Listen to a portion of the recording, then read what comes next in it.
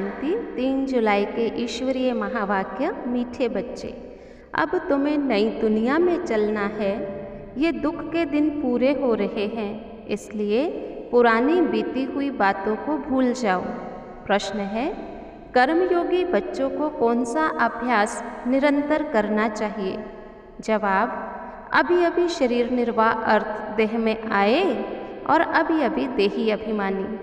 देह की समृद्धि बिगर कर्म तो हो नहीं सकता, इसलिए अभ्यास करना है। कर्म किया, देह अभिमानी बने, फिर देही अभिमानी बन जाओ। ऐसा अभ्यास तुम बच्चों को सिवाय दुनिया में कोई कर नहीं सकता है। गीत है, जाग सजनिया जाग, नवयुग आया रे। ओम शांति। आज के मेन पॉइंट्स हैं, तुम आत्माएं अब जाग गई हो, ड्रामा के राज को भी जान गई हो, भक्ति मार्ग का कौतुक भी तुम लोगों ने देख लिया है। तो जो कुछ बीता सो तुम्हारी बुद्धि में है। तुम अपने बीते हुए 84 जन्मों की हिस्ट्री ज्योग्राफी को भी अच्छी रीति जानते हो।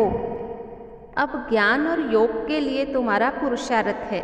देही अभिमानी हो रहना है, फिर देहधारी भी होना है।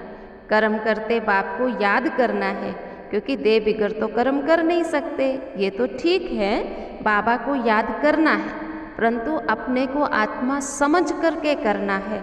देह को भुला देना है, कर्म तो करना है। बाप की याद में भी बहुत मजा है।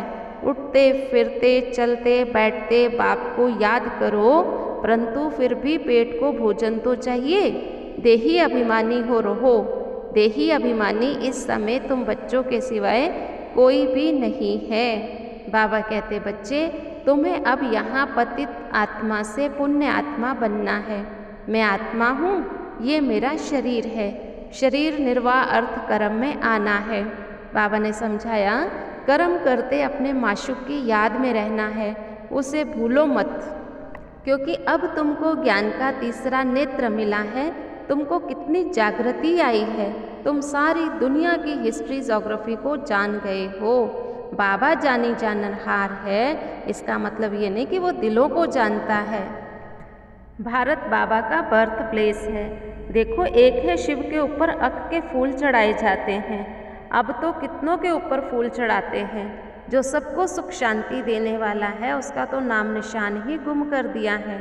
बाबा कहते, मेरा तो नाम है दुख हरता सुख करता। मैं दुखों से लिबरेट करता हूँ। मनुष्य तो बिल्कुल घोर अंधियारे में है, तुमको रोशनी मिली है। तुम अज्ञान नींद से जागे हो। सब सजनियों का साजन एक बाप है।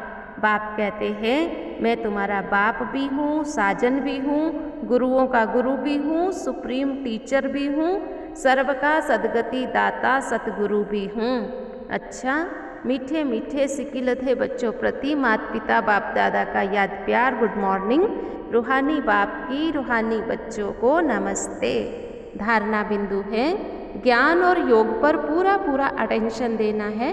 सुनने समय बहुत शांत एकाग्रचित होकर बैठना है। कर्म योगी बनना है। बाबा ने जो घर का रास्ता बताया वह सबको बताना है। स्वदर्शन चक्रधारी बनने के साथ साथ ज्ञान शंख भी बजाना है।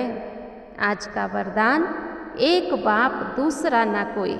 इस पाठ की स्मृति से एक रस स्थिति बनाने वाले श्रेष्ठ आत्मा भव। एक बाप दूसरा ना कोई, ये पाठ निरंतर याद हो तो स्थिति एक रस बन जाएगी। क्योंकि नॉलेज तो सब मिल गई, अनेक पॉइंट्स भी हैं, लेकिन पॉइंट्स होते हुए भी पॉइंट रूप में रहें, ये है इस समय की कमाल। जिस समय कोई नीचे खींच रहा हो, कभी बात नीचे खींचेगी तो कभी कोई व्यक्ति नीचे खींचेगा, कभी कोई चीज़, कभी वायुमंडल, ये तो होगा ही। लेकिन सेकंड में ये सब विस्तार समाप्त हो, एक रस स्थिति रहे, तब कहेंगे श्रेष्ठ आत्मा भव के वरदानी।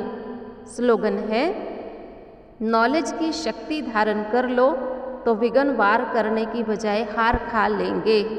नॉलेज की शक्ति धारण कर लो तो विघ्न वार करने की बजाय हार खा लेंगे। आज का स्वमान, मैं श्रेष्ठ आत्मा हूँ। पूरा दिन में कोई भी बात हो जाए, लेकिन अपनी स्थिति को ऊपर नीचे नहीं करना, पॉइंट रूप में टिक जाना है। ओम शांति।